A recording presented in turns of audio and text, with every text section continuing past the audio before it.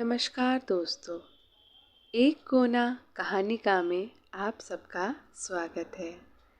आज मैं आपके लिए एक कोना कहानिका में लेकर आई हूँ हरिशंकर परसाई जी के द्वारा लिखित बाल साहित्य से चूहा और मैं। तो ये बच्चों के लिए बहुत ही सुंदर कहानी है और बहुत ही रोचक कहानी। हरिशंकर परसाई के द्वारा ये लिखित कहानी थोड़ी सी हास्य भी है और थोड़ी सी व्यंग से भी भरी हुई।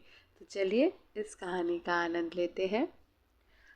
एक कोना कहानिका में अगर आप नए हैं तो चैनल को सब्सक्राइब कर लीजिए और बेल आइकन को प्रेस कर लीजिए, क्योंकि ये आपका अपना चैनल है, हम सबके मन का एक कोना कहानी का। तो चलिए कहानी को शुरू करते हैं। चूहा और मैं।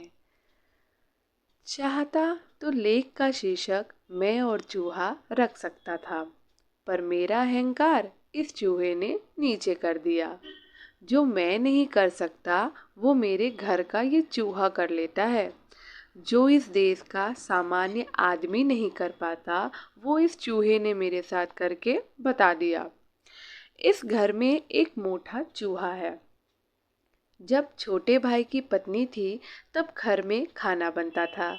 इस बीच पारिवारिक दुर्घटनाओं, बहनोई की मृत्यु आदि के कारण हम लोग बाहर रहे। इस चूहे ने अपना अधिकार मान लिया था कि मुझे खाने को इसी घर में मिलेगा। ऐसा अधिकार आदमी भी अभी तक नहीं मान पाया, चूहे ने मान लिया है। लगभग 45 दिन घर बंद रहा। मैं तब अकेला लौटा। घर खोला तो देखा कि चूहे ने काफी क्रॉकरी फर्श पर गिराकर फोड़ डाली है।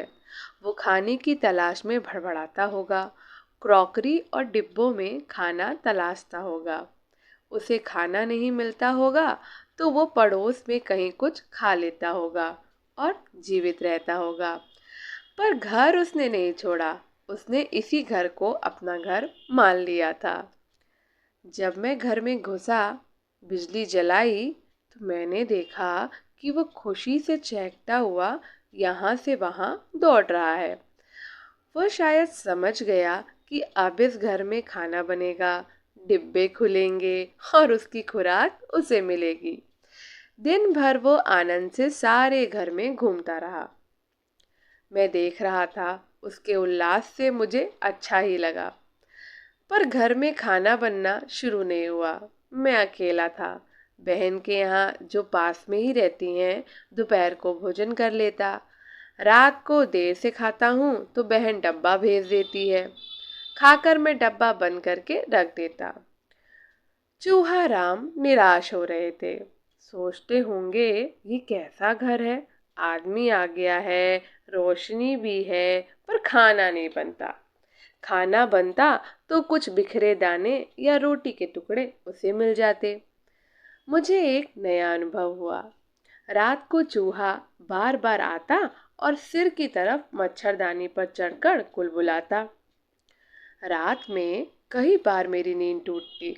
मैं उसे भगाता, पर थोड़ी देर के बाद वो फिर आ जाता और सिर के पास हलचल करने लगता। वो भूखा था, मगर उसे सिर और पाँव की समझ कैसे आई? वो मेरे पाँव की तरफ गड़बड़ नहीं करता था, सीधे सिर की तरफ आता और हलचल करने लगता। एक दिन वो मच्छरदानी में घुस गया। मैं बड़ा परेशान, क्या करूं? इसे मारूं? और ये किसी अलमारी के नीचे मर गया तो सड़ेगा और सारा घर दुर्गंध से भर जाएगा। फिर भारी अलमारी हटाकर इसे निकालना पड़ेगा। चूहा दिन भर भड़बड़ाता और रात को मुझे तंग करता। मुझे नींद आती, मगर चूहा राम मेरे सिर के पास भड़बड़ाने लगते। आखिर एक दिन मुझे समझ में आया कि चूहे को खाना चाहिए। उसने इस घर को अपना घर मान लिया है। वो अपने अधिकारों के प्रति सचेत है। वो रात को मेरे सिरहाने आकर शायद ये कहता है, क्यों बे, तू आ गया है, भरपेट खा रहा है, मगर मैं भूखा मर रहा हूँ। मैं इस घर का सदस्य हूँ, मेरा भी हक है। मैं तेरी नींद हराम कर दूंगा। तब मैंने उसकी मांग पूरी करने की तरकीब निकाली। रात को मैंने भोजन का डब्बा खोला तो पापड़ के कुछ टुकड़े यहाँ वहाँ डाल दिए। चूहा कहीं से निकला और एक टुकड़ा उठाकर अलमारी के नीचे बैठकर खाने लगा। भोजन पूरा करने के बाद मैंने रोटी के कुछ टुकड़े फर्श पर बिखरा दिए। सुबह देखा कि वो सब खा गया है। एक दिन बहन ने चावल के पापड़ भेजे।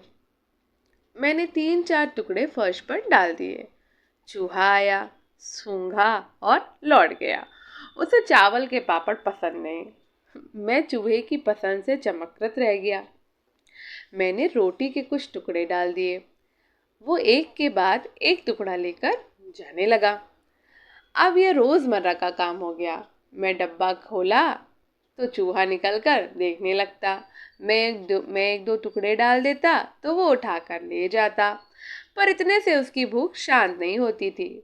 मैं भोजन करके रोटी के टुकड़े फर्श पर डाल देता। वो रात को उन्हें खा लेता और सो जाता। इधर मैं भी चैन की नींद सोता। चूहा मेरे सिर के पास गड़बड़ नहीं करता। फिर वो कहीं से अपने एक भाई को ले आया। कहाँ होगा, चल रे मेरे साथ उस घर में। मैंने उस रोटी वाले को तंग करके डरा के खाना निकलवा लिया है। चल दोनों खाएंगे। उसका बाप हमें खाने को देगा, वरना हम उसकी नींद हराम कर देंगे। हमारा हक है। अब दोनों चूहारा मजे से खा रहे हैं। मगर मैं सोचता हूँ, आदमी क्या चूहे से भी बदतर हो गया है। चूहा तो अपनी रोटी के हक के लिए मेरे सिर पर चढ़ जाता है, मेरी नींद हराम कर देता है। इस देश का आदमी कब चूहे की तरह आचरण करेगा? ये कहानी एक अंग्रेजी लेखक स्टेनबेक के एक लघु उपन्यास और ऑफ मैन एंड माउस से अलग है। तो कैसी लगी आपको ये छोटी सी कहानी? मुझे तो बहुत पसंद आई। अगर आपको पसंद आई हो तो एक कोना कहानी का लाइक, शेयर और सब्सक्राइब करना बिल्कुल भी मत भूलिएगा। और इसी तरह की सुंदर सुंदर सी चटपटी कहानियाँ सुनने के लिए एक कोना कहानी का में कनेक्टेड रहिए।